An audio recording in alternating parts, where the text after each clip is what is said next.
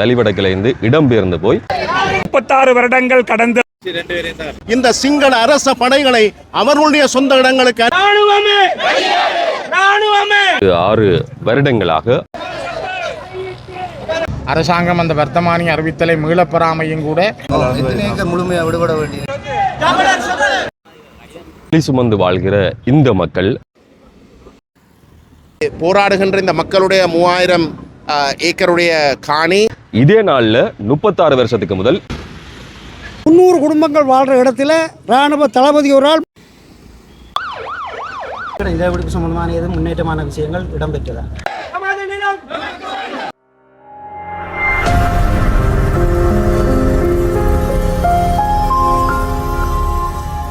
யாழ்ப்பாண மாவட்ட செயலகம் 36 வருடங்களாக வலி சுமந்து வாழ்கிற இந்த மக்கள் இடம்பெயர்ந்து வெளிவடக்கிலிருந்து இடம்பெயர்ந்து போய் அவர்கள் இன்னுமே மீளக்கூடிய அனுமதிக்கப்படாத ஒரு நிலையில போராட்டங்கள் தொடர்ச்சியாக இடம்பெற்றுக் கொண்டிருக்கிறது. இன்றைய நாளிலும் இன்னும் ஒரு போராட்டம்.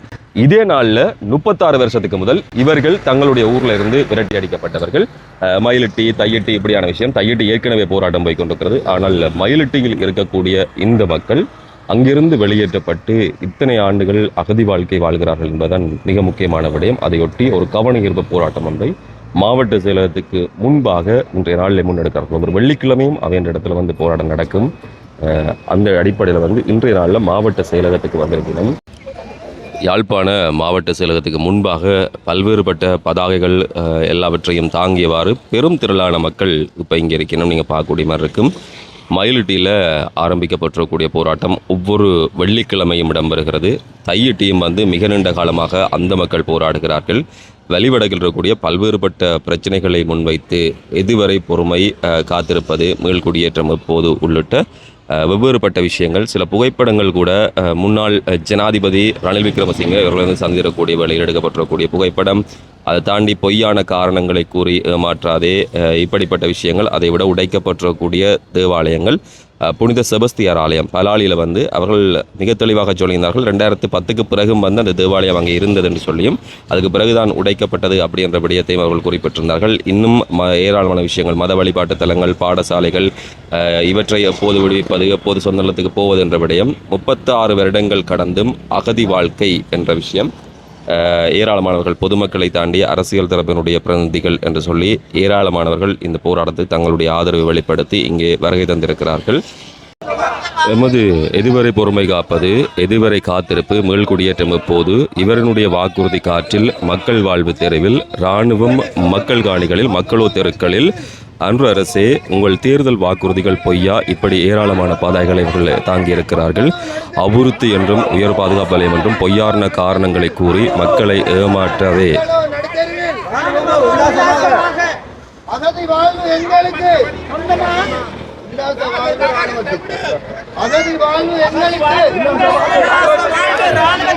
அதைவிட 6வது வாரம் காணிமிட்டு போராட்டம் என்ற பதாகை சிதறுண்டு வாழ்கிற மக்கள் அந்த இடத்திலிருந்து எப்படியெல்லாம் வெளியேறி போனார்கள் என்பதை, எப்படி வாழ்ந்தார்கள் என்பதை இதுதான் காட்டுகிறது. 36 வருடங்களாகியும் விடுவிக்கப்படாத மயிலிட்டி மக்களுடைய காணிகளை விடுவிப்பதற்கான அறவழி போராட்டம். எங்கே மத வழிபாட்டு தலங்கள் எங்கே சேமக்காலைகள் இப்படியான விஷயங்கள் கூட இங்கே வைத்திருக்கிறார்கள். அதைவிட விமான நிலையத்துக்கு காணிகள் சுவீகரிக்கப்பட்டதா அல்லது இராணுவம் விவசாயம் செய்து வருமானம் ஈட்டுவதற்கு அந்த காணிகள் சுவீகரிக்கப்பட்டதா? 36 வருடங்கள் கடந்தும் அகதி வாழ்க்கை என்று சொல்லி ஏராளமான பதாகைகளோடும் பல்வேறுபட்ட கோஷங்களோடும் அவர்கள் இருக்கிறார்கள்.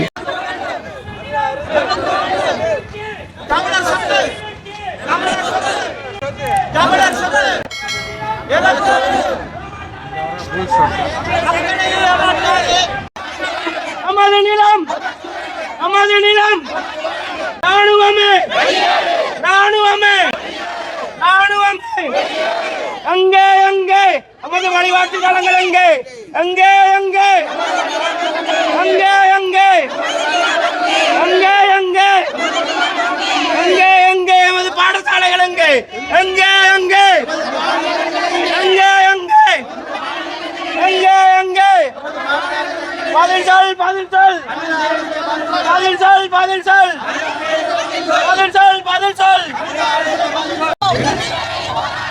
போராடுவோம் குரல்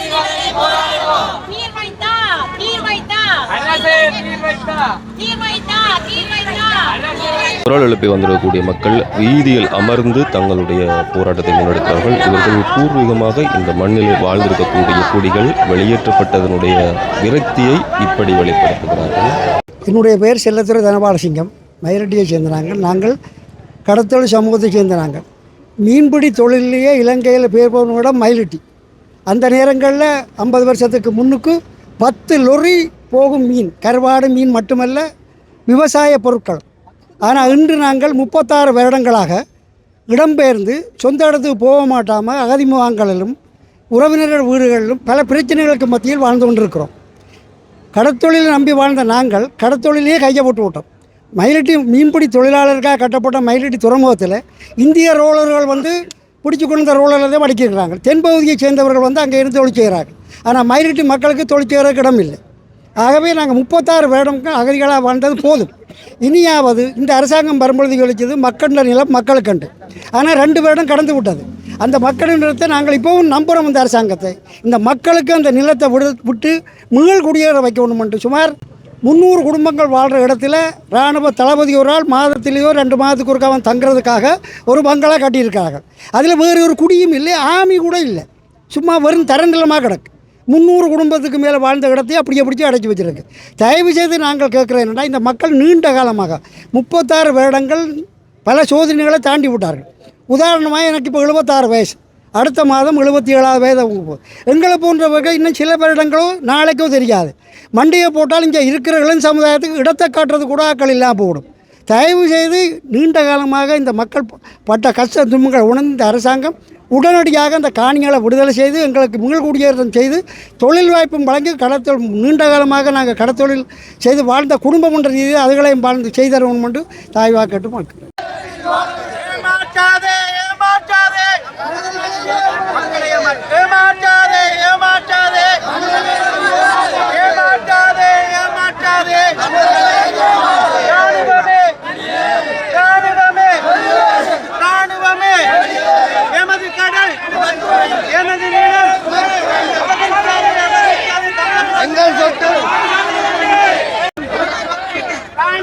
மதத்தலைவர்கள் இந்த போராட்டத்தில் கணிசமாக பங்கெடுக்கிறார்கள். யாழ் மறை மாவட்ட கூறு முதல்வர், அதே போல சிவகுரு ஆதீனம் வேலன் சுவாமிகள் இவர்களும் இந்த போராட்டம் இடம்பெறுகிற இந்த களத்துக்கு வந்திருக்கிறோம். 36 வருடங்கள் கடந்தும் 1990ஆம் ஆண்டு ஜூன் மாதம் 15ஆம் தேதி மயிலிட்டியிலிருந்தும் வசாவிலானிலிருந்தும் ஏனைய பகுதிகளிலிருந்தும் வெளியேறிய மக்கள் 36 வருடங்கள் கடந்தும் இன்று அகதி வாழ்க்கையை வாழ்ந்து கொண்டு தங்களுடைய சொந்த காணிகளுக்கு சொந்த மண்ணுக்கு திரும்ப முடியாமல் வாழுகின்ற ஒரு துர்ப்பாக்கிய நிலை காணப்படுகிறது. ஸ்ரீலங்கா அரசு, குறிப்பாக அனுர அரசு ஆட்சிக்கு வரும்பொழுது மக்களுடைய காணிகள் மக்களுக்கே என்ற வாக்குறுதியை கொடுத்து மக்கள் மத்தியிலே ஒரு எதிர்பார்ப்பை ஏற்படுத்தி இன்று வரையிலும் எந்தவித ஒரு காணி விடுவிப்பையும் செய்யாமல் வலிவடக்கை பொறுத்தவரையிலே ஒரு பாதையை மட்டும் காலையிலிருந்து மாலை வரை பயன்படுத்தலாம் என்று அந்த பாதை திறப்பை கூட ஒரு இரகசியமாக அல்லது சாதாரணமாக செய்வோம் என்று கூறிய அரசு அதை ஒரு பெரிய அரசியல் நிகழ்ச்சியாக்கி தங்களுக்கு அரசியல் ஆதாயம் தேடுகின்ற ஒரு விடயமாக செய்திருக்கக்கூடிய இந்த அனுர அரசு இதுவரை வலிவடக்கு மக்களுடைய காணிகளை விடுவிப்போம் விடுவிப்போம் விடுவிப்போம் என்று சொல்லிக் கொண்டிருக்கின்ற சூழ்நிலையிலே இன்று வரை விடுவிக்காமல் இந்த மக்கள் 36 வருடங்கள் கடந்தும் மிகவும் துர்ப்பாக்கியமான சூழ்நிலையிலே இருக்கிறார்கள். தங்களுடைய இறுதிக்கால வாழ்க்கையிலே இருக்கக்கூடிய பெரியவர்கள், வயதிலே மூத்தவர்கள் தாங்கள் இறந்தால் தங்களுடைய தேவாலயத்துக்குரிய மயானத்திலேயே தங்களுடைய உடல்கள் புதைக்கப்பட வேண்டும் என்கின்ற அவர்களுடைய விருப்பங்கள். அந்த வலிவடக்கு காணிகள் மிகவும் விவசாயம் கொளிக்கின்ற காணிகளாக இருக்கக்கூடிய சூழ்நிலையிலே இராணுவம் அங்கே விவசாயம் நடத்தி அந்த மரக்கறிகளை சுன்னாகம், மருதனாமடம் சந்தைகளிலே கொண்டு வந்து எங்களுடைய அகதிகளாக வாழுகின்ற மக்களுக்கே அந்த மரக்கறிகளை லாபத்து நோக்கத்தோடு விற்கின்ற ஒரு துர்ப்பாக்கிய சூழ்நிலை இந்த வலிவடக்கு பகுதியிலே காணப்படுகிறது. வெறுமனே பலாலி விமானத்தளத்துக்கு காணி வேண்டும் என்கின்ற ஒரு போலி கோஷத்தை முன்வைத்துக் கொண்டு அந்த பலாலி விமானத்திலும் எந்தவித அபிவிருத்திகளையும் செய்யாமல் அதை சாட்டாக வைத்துக் கொண்டு மக்களுடைய காணிகளை பலாலியிலே இன்னும் விடுவிக்காமல் இந்த வலிவடக்கு பகுதியை முழுமையாக ஒரு இராணுவமயமாக்குகின்ற ஒரு சூழ்நிலை காணப்படுகிறது. 2009 மே 18 யுத்தம் மௌனித்த பிற்பாடு 2010ஆம் ஆண்டு அங்கே 4 ஆலயங்கள் இருந்தன. 2 சைவ ஆலயங்கள், 2 தேவாலயங்கள் இருந்திருக்கக்கூடிய சூழ்நிலையிலே மயிலிட்டி பகுதியிலே இன்று அந்த 4 ஆலயங்களும் முற்றுமுழுதாக தரைமட்டமாக இடித்து அழிக்கப்பட்டிருக்கின்றன. யுத்த காலத்திலே எந்தவித பாதிப்பும் ஏற்படாமல் இருந்த சைவாலயங்களும் கிறிஸ்தவ தேவாலயங்களும் பாரம்பரியமாக எங்களுடைய மக்கள் வழிபட்டு வந்த ஆலயங்கள் இன்று முற்றாக தரமட்டமாக அடித்து நொறுக்கப்பட்டிருக்கக்கூடிய சூழ்நிலையிலே தையிட்டியிலே தனியார் காணிகளை பிடித்து பௌத்த ஆலயத்தை அங்கே நிர்மாணித்திருப்பது என்பது சிங்கள பௌத்தமயமாக்குகின்ற நிகழ்ச்சி நிரலில்தான் வழிவடக்கை அவர்கள் நகர்த்துகிறார்கள் என்பது புலப்படுகிறது. இராணுவ வைத்தியசாலையை மக்களுடைய எதிர்ப்பையும் பொருட்படுத்தாமல் தனியார் காணிகளை கையகப்படுத்தி இராணுவத்தினருக்கு இங்கே வைத்தியசாலை கட்டுவது என்பது முற்றுமுழுதாக ஏற்றுக்கொள்ளப்பட முடியாதது. எங்கள் மக்களுடைய காணிகளை நீங்கள் ஸ்ரீலங்கா அரசாக இருந்து கொண்டு உங்களிடம் இருக்கக்கூடிய அரச அதிகாரத்தை வைத்துக் கொண்டு ஸ்ரீலங்கா இராணுவத்தையும் பாதுகாப்பு படைகளையும் போலீசாரையும் ஏனைய அரச திணைக்களங்களையும் பயன்படுத்தி கொண்டு மக்களுடைய தனியாருடைய காணிகளை அடாத்தாக பிடித்து இராணுவ வைத்தியசாலையை கட்டுவதும் இராணுவத்துக்கு விவசாயம் செய்வது கொடுப்பதும் நிச்சயமாக ஏற்றுக்கொள்ளப்பட முடியாதது. ஆகவே இந்த விடயத்திலே மக்களுடைய காணிகள் மக்களுக்கே என்ற கோஷத்துக்கு அடிப்படையிலே வழிவடக்கு காணிகள் விடுவிக்கப்பட வேண்டும். சர்வதேச சமூகம் ஸ்ரீலங்கா அரசுக்கு இது தொடர்பாக அழுத்தங்களை கொடுக்க வேண்டும் என்று போராடுகின்ற மக்கள் சார்பிலே நாங்கள் அன்புரிமையோடு வேண்டி நிற்கின்றோம். ராணுவத்திற்கு உல்லாசம், ராணுவத்திற்கு உல்லாசம், ராணுவத்திற்கு உல்லாசம், ராணுவத்திற்கு வீதிக்கரையிலே நின்ற நிலையில் போராட்டத்தில் ஈடுபடக்கூடிய மக்கள் இப்ப அதுல அமர்ந்திருக்கணும். ஒரு நிரந்தரமான போராட்டம் அல்லது இந்த விஷயத்துக்கு தங்களுக்கு தீர்வு கிடைக்க வேண்டும் என்பதை இவர்கள் வலியுறுத்துகிறார்கள். அதன் அடிப்படையில் தங்களுடைய அடுத்த கட்டமாக இந்த எதிர்ப்பை அவர்கள் இப்படி பதிவு செய்கிறார்கள்.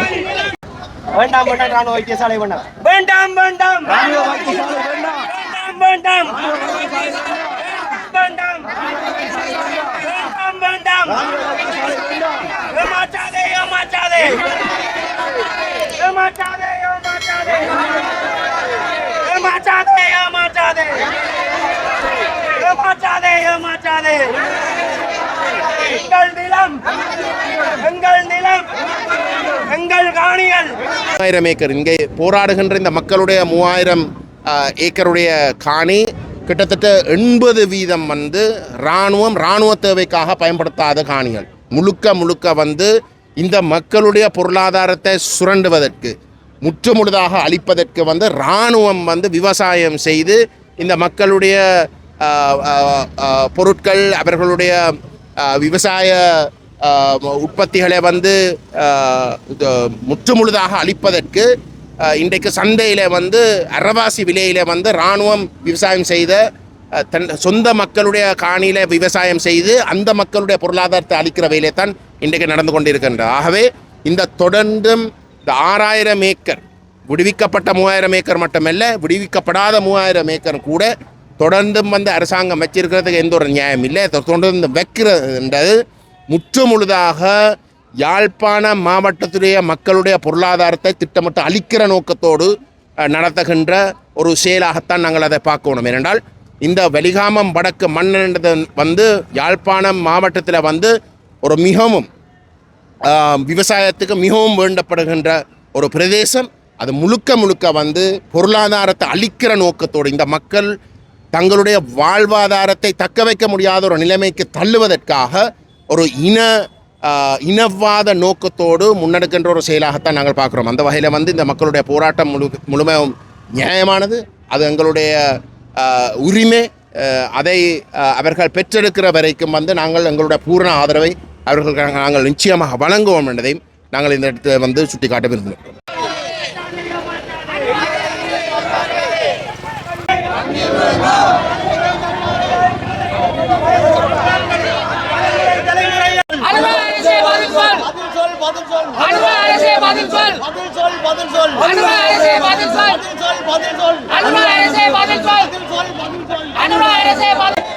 இப்போது இந்த போராட்டம் இவர்கள் வீதியிலே அமர்ந்திருக்கிற அந்த நிலைமைக்கு வந்திருக்கிறது.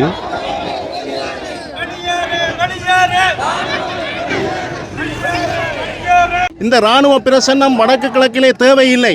இந்த இராணுவ பிரசன்னங்கள் இனி எங்களுடைய பிரதேசங்களில் இருக்கக்கூடாது. ஏனென்றால் யுத்தம் முடிவடைந்து விட்டது. ஆயுத போராட்டம் மௌனித்து இன்று 17 ஆண்டுகள் கடந்து விட்டது. இவர்கள் சாக்குப்போக்குகளை சொல்லிக்கொண்டு இன்றும் எங்களுடைய மக்களை அடிமைப்படுத்தி வைத்திருக்கின்றார்கள். இன்று எங்களுடைய மக்கள் ஒருவேளை உணவுக்கு கூட படாத பாடுபட்டு கொண்டிருக்கின்றார்கள். ஆனால் எங்களுடைய நிலங்களிலே, எங்களுடைய மக்களுடைய நிலங்களிலே இராணுவத்தினர் குடியிருந்து கொண்டு அவர்கள் விவசாயம் செய்கின்றார்கள், விளக்குமாறு அடிக்கின்றார்கள், சலூன்களை நடத்துகின்றார்கள். இவ்வாறு பலவிதமான செயற்பாடுகளில் ஈடுபடுகின்ற பொழுது நாங்கள் எப்படி சீவிப்பது? எங்களுடைய மக்கள் எப்படி சீவிப்பது? இதை சற்று உணர்ந்து கொள்ள வேண்டும். எனவே நாங்கள் தார்மீகத்தோடும் மிகவும் வேதனையோடும் தெரிவிக்கின்றோம், எங்களுடைய மக்களை வாழ விடுங்கள். நீங்கள் அழித்து கொண்டு இந்த செம்மணி, நாங்கள் போராட்டம் செய்கின்ற இடத்துக்கு அருகிலே தான் செம்மணியை தோண்ட தோண்ட எங்களுடைய உறவுகள் எலும்புகளாக வந்து கொண்டிருக்கின்றார்கள். குழந்தைகள் உட்பட இந்த இலங்கை அரசாங்கம் கொன்றளித்துள்ளது. இப்பொழுது எங்களுடைய மக்களை வீதிகளிலே இறங்கி சாகடித்துக் கொண்டிருக்கின்றார்கள். மக்கள் வெயிலில் நின்று போராடி கொண்டிருக்கின்றார்கள். நாளாந்தம் எங்களுடைய மக்களுடைய வாழ்வு போராட்டமாகவே மாறிவிட்டது. எனவே இந்த விடயத்திலே இலங்கை அரசாங்கத்திலே எங்களுக்கு எந்த விதமான நம்பிக்கையும் இல்லை. அது எந்த அரசாங்கம் ஆட்சிக்கு வந்தாலும் அவர்கள் தமிழர்களை அடக்குகின்ற கைங்கரியத்தையே செய்து வருகின்றார்கள்.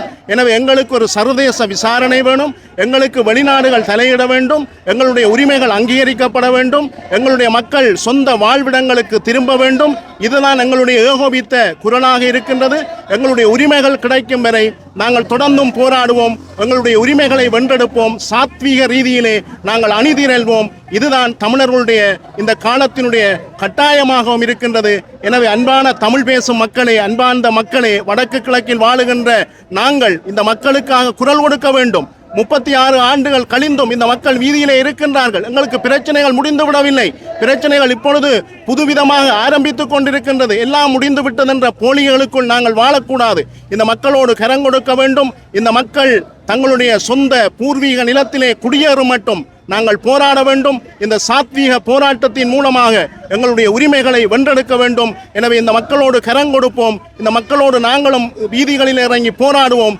இந்த சிங்கள அரச படைகளை அவர்களுடைய சொந்த இடங்களுக்கு அனுப்புவோம். எங்களுடைய நிலம் எமக்கு வேண்டும். இது எங்களுடைய பாட்டன், முப்பாட்டன், கொப்பாட்டன் வாழ்ந்த பூமி. இது எங்களுடைய பூமி என்பதை இந்த இடத்திலே ஆணித்தரமாக கூறிக்கொண்டு சர்வதேச நாடுகள் விரைந்து நீங்கள் இந்த விடயங்களிலே கவனம் செலுத்தவில்லை என்றால் நாங்கள் அழிந்து விடுவோம். தமிழர் என்ற இனம் இந்த பூமி பந்திலே குறிப்பாக வடக்கு கிழக்கிலே இல்லாமல் போவதற்கான பல ஏதுவான வழிகள் இருக்கின்றது. எனவே இந்த விடயத்திலே சம்பந்தப்பட்டவர்கள் தலையிட்டு எங்களுடைய மக்களை சுதந்திரமாக உரிமைகளோடு தங்களுடைய நிலத்திலே வாழ்வதற்கு நீங்கள் உதவி செய்ய வேண்டும் என்று இந்த இடத்திலே கூறி இந்த போராட்டத்துக்கு வலுச்சேர்க்குமாறும் கேட்டு விடைபெறுகின்றேன். போராட்டத்தில் ஈடுபடுகிற தரப்புகளை சந்திப்பதற்காக மாவட்ட செயலாளர் உள்ளிட்டவர்கள் வருகிறார்கள். இந்த வழியை நோக்கி அவர்கள் மகஜர் கையளிக்க போகிறார்களா, கலந்துரையாடல் இடம்பெற போகிறதா, என்ன நடக்க போகுது அப்படின்றத தொடர்ந்து நாங்கள் பார்க்கணும்.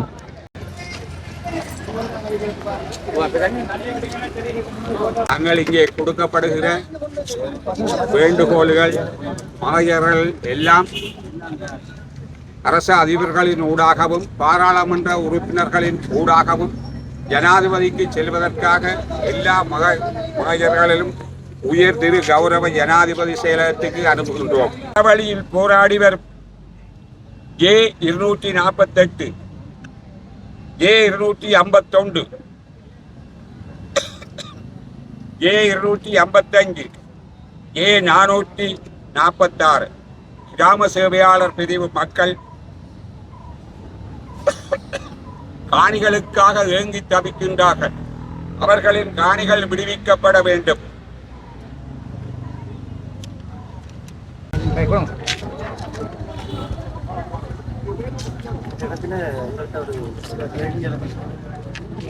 கடந்த மாதம் பெரிய அமைச்சர் இங்கே வந்து போயிருந்தது. அதுக்கு முதல் எங்கள் அமைச்சர் கூப்பிட்டு கழிச்ச இடத்துல எங்களோட நிலவடிப்பு சம்பந்தமான சில விஷயங்கள் கட்டாயங்களுக்கு சாதகமான ஒரு பதில் வரும் என்று எதிர்பார்க்கிறேன். பிரதியமைச்சரோட சாதாரண மக்கள், காணி உரிமையாளர் பங்கு கொள்ளியது. அரசியல்வாதிகளும் அரசு அதிகாரிகளும் மட்டுமே அதில் பங்கேற்றுக் கொண்டிருக்கிறார். அதில் வந்து நிலவடிப்பு சம்பந்தமான எதுவும் முன்னேற்றமான விஷயங்கள் இடம்பெற்றதா? அந்த பிரதியமைச்சர் விஜயம் வழிவடக்கில் நடந்தது.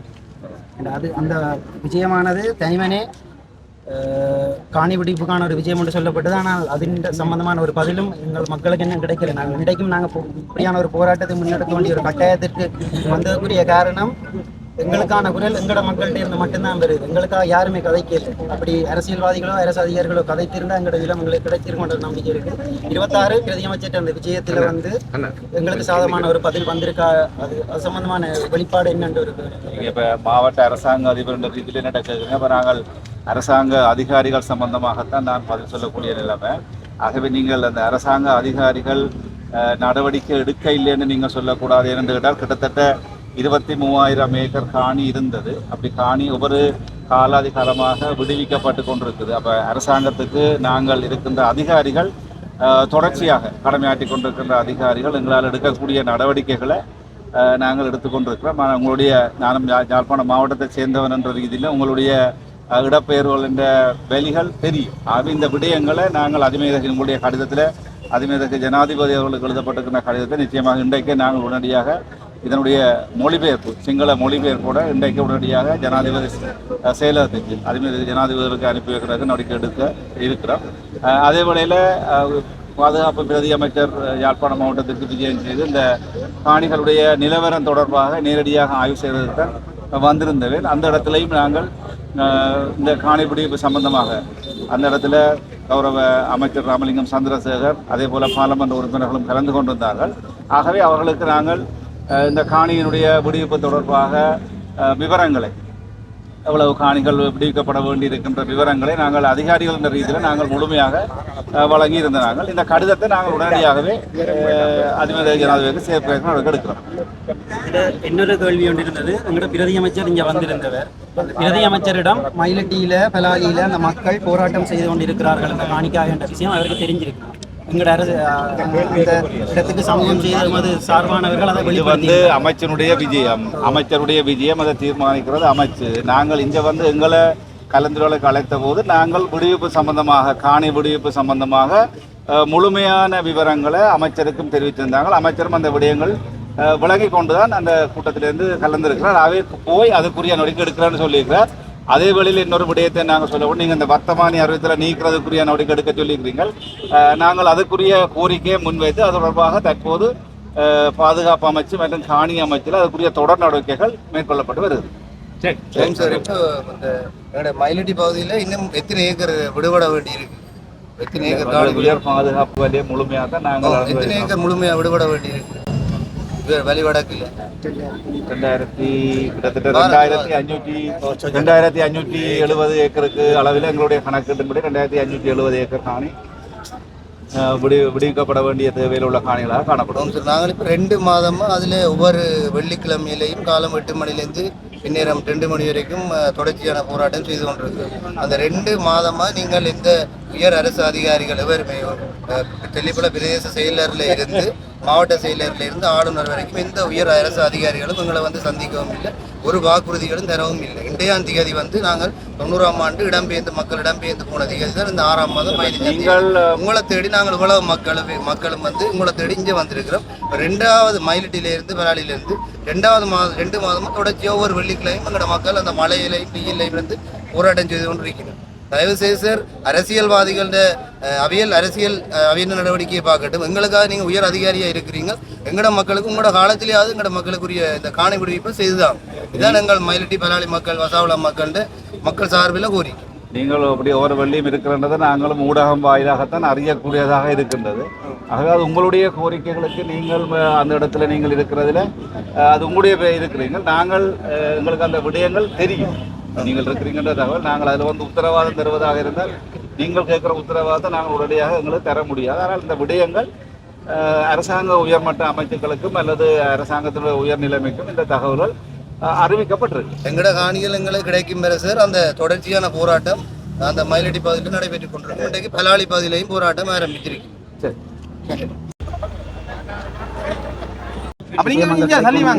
யோசனை எங்களால் பார்லிமெண்ட்டில் கிடைக்கிறார் போராட்டங்களை மட்டும்தான் எங்களால் முன்னெடுக்க முடியும். நாங்கள் எந்த ஒரு கட்சியையும் எதிர்க்கவில்லை. எங்களுக்கு எல்லாம் எங்களுடைய கட்சி. எங்களுடைய ஒரே ஒரு கோரிக்கை, இந்த இடத்துல ஒவ்வொரு தமிழ் பாராளுமன்ற உறுப்பினர்கள், தேசிய மக்கள் உறுப்பினர் இருந்தாலும் சரி, யார் இருந்தாலும் எங்களோட காணிக்கான குரலாக பாராளுமன்றத்தில் போகணுன்றது எங்களுடைய வேண்டிக்கை. வெலிகாமம் வடக்கு, குறிப்பாக மயிலட்டி, பலாலி, வசாவுளான், தோலகட்டி பகுதி மக்களுடைய நியாயமான கோரிக்கையும் இன்றைய 36 ஆண்டுகள் முடிந்து 37வது ஆண்டிலே அவர்கள் இடம்பெயர்ந்து அகதிகளாக வாழுகின்ற வாழ்க்கையையும் அடையாளப்படுத்தும் வகையிலே இன்று முன்னெடுத்திருக்கிற இந்த போராட்டம் நியாயபூர்வமானதும் ஏற்றுக்கொள்ளக்கூடியதும். இது தொடர்பிலே பல நீண்டகால நடவடிக்கைகள் மேற்கொள்ளப்பட்டாலும் அரசாங்கத்தினால் விதிக்கப்பட்ட வர்த்தமானி அறிவித்தல் என்பது இன்னும் மீளப்பெறப்பட முடியாமல் இருக்கிறது. அரசாங்கம் அந்த வர்த்தமானி அறிவித்தலை மீளப்பெறாமையும் கூட இந்த காணிகளை விடுவிப்பதிலே மிகப்பெரிய நெருக்கடிகளை கொடுத்திருக்கிறது. வழக்கினூடாக ஒரு குறிப்பிட்ட நிலங்கள் விடுவிக்கப்பட்டு மக்கள் மீள்குடியேறி இருந்தாலும் இன்றைய நாட்கள் தொடர்ச்சியாக குறிப்பாக 90ஆம் ஆண்டு இதே நாடிலே அந்த மக்கள் அந்த இடத்திலே இருந்து இடம்பெயர்ந்து போய் 36 ஆண்டுகளை முடித்திருக்கிறார்கள். இந்த 36 ஆண்டுகள் என்பது உள்நாட்டுக்குள்ளே இடம்பெயர்ந்த அகதிகளாகவும் உள்நாட்டுக்குள்ளே உறவினர் நண்பர் வீடுகளிலே வாழுகின்ற மக்களாகவும் எங்களுடைய மக்கள் இருக்கிறார்கள். அவர்களுடைய இந்த நியாயமான கோரிக்கை தொடர்பிலே பல தடவைகள் நாங்கள் பாராளுமன்றத்திலே பேசியும் இருக்கிறோம். கடந்த வியாழக்கிழமையும் கூட நான் இந்த மயிலிட்டி மக்களுடைய போராட்டம் தொடர்பாக பதிவுகளை மேற்கொண்டிருந்தேன். தொடர்ச்சியாகவும் சர்வதேச சமூகத்திடமும் இலங்கையினுடைய அரசியல் தலைவரிடமும் இந்த கோரிக்கைகளை நாங்கள் முன்வைக்கிறோம். யுத்தம் முடிந்து 17 ஆண்டுகள் முடிந்து விட்டதாக வெளியிலே பேசப்படுகிறது. இங்கே ஒரு சமாதான நல்லிணக்கம் உருவாக்கப்படுவதாக வெளிநாடுகளுக்கு சொல்லுகின்ற அரசாங்கம், அது எந்த அரசாங்கமாக இருந்தாலும் இந்த அரசியல் தலைவர்கள் உண்மையை சொல்லுகிறார்கள் இல்லை. மக்கள் இன்னும் சொந்த இடங்களுக்கு செல்லவில்லை, அவர்களுக்கான தொழில் வாய்ப்புகள் இல்லை, அவர்கள் நிம்மதியாக தங்கள் நிலங்களிலே வாழ முடியாமல் இருக்கிறது என்பதைத்தான் நாங்கள் கண்கூடாக பார்க்கிறோம், உலகமும் பார்க்கிறது. இதனால்தான் இந்தியா, அமெரிக்கா, ஐரோப்பிய நாடுகள் உட்பட்ட ஒவ்வொரு மனித உரிமை நாடுகளிடமும் நாங்கள் வினியமாக கோரிக்கையை முன்வைக்கிறோம். இந்த மக்கள் இப்பொழுதும் தெருக்களிலேயே இருக்கிறார்கள், தெருவிலே போராடுகிறார்கள். இந்த நியாயமான கோரிக்கைகளை இலங்கை அரசுக்கு நீங்கள் கொடுக்கிற அமுக்கத்தினூடாக, ஒரு அழுத்தத்தினூடாக இந்த மக்கள் மீள குடியேறி வாழ்வதற்கான வழியை ஏற்படுத்த வேண்டும். யுத்தம் முடிந்து 17 ஆண்டுகள் எந்த குண்டு சத்தங்களும் இங்கு கேட்கவில்லை, யாரும் ஆயுதங்கள் தூக்கவில்லை, யாரும் ஆயுத போராட்டம் பற்றியோ அல்லது ஆயுதங்கள் பற்றியோ சிந்திக்கவில்லை. இந்த நிலையில் உயர் பாதுகாப்பு வலயம் என்ற போர்வையில் தொடர்ந்தும் தமிழ் மக்களுடைய சொந்த நிலங்களை, அதிலும் வருமானம் தரக்கூடிய உழைப்பு நிலங்களை வேணுமென்றே அரசாங்கம் சுவீகரித்து பறித்து வைத்திருக்கிறது. அந்த இடத்திலே இராணுவம் தோட்டம் செய்கின்றார்கள், இராணுவம் அந்த மரக்கறிகளை வெளியிலே விற்கிறார்கள், வெறுமையாக காடுகளாக நிலங்களை வைத்திருக்கிறார்கள். அந்த இடங்களிலே அவர்கள் செய்கின்ற தொழிலினூடாக வெளிச்சந்தையிலும் கூட எங்கள் விவசாயிகள் பாதிக்கப்படுகிறார்கள். ஆகவே இது ஒரு நியாயமான மனிதாபிமான கோரிக்கை. இந்த கோரிக்கைக்காக அவர்களால் தெரிவு செய்யப்பட்ட மக்களாகிய நாங்கள் முழுமையாக எங்களுடைய பங்களிப்பை தொடர்ந்தும் வழங்குவோம், அதற்கான முன்னெடுப்புகளை செய்வோம் என்பதை நாங்கள் உறுதியாக தெரிவிக்கிறோம். மாவட்ட செயலகத்துக்கு முன்னால போராட்டத்தில் ஈடுபட்டிருக்கக்கூடிய மக்கள் பேரணியாக இப்போது புறப்பட்டு போகிறார்கள். ஆளுநர் செயலகத்துக்கு இவர்களுடைய பேரணி இப்போ போகுது அவர் சொல்லியிருக்கிறோம். இவ்வளவு மக்களும் போராட்டத்தில் ஈடுபட்டிருக்கக்கூடிய அந்த தரப்புகள் இங்கே இருந்து ஆளுநர் செயலகம் முன்பாகத்தான் இருக்கிறது. கோஷங்களோடு அங்கே போயினோம்.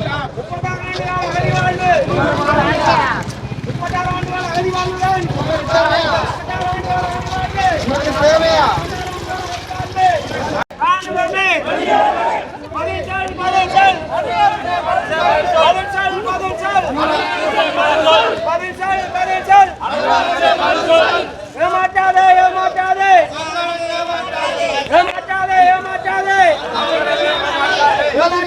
ஏமாற்றாதே நமது நிலம் நமது நிலம் நமது நிலம் நமது நிலம் ராணுவமே ராணுவமே ராணுவமே நமது நிலம் நமது கடல் நமது நிலம் நமது கடல் ராணுவமே மயிலிட்டு மயிலிட்டு மயிலிட்டு மயிலிட்டு மயிலிட்டு கலிவடக்கு கலிவடக்கு கலிவடக்கு. குறிப்பிடளவான இந்த போராட்டத்தில் ஈடுபடக்கூடிய தரப்புகளைச் சேர்ந்திருக்கக்கூடியவர்கள் உள்ளே மகஜர் கொடுப்பதற்காக கலந்துரையாடப்படுகிறார்கள்.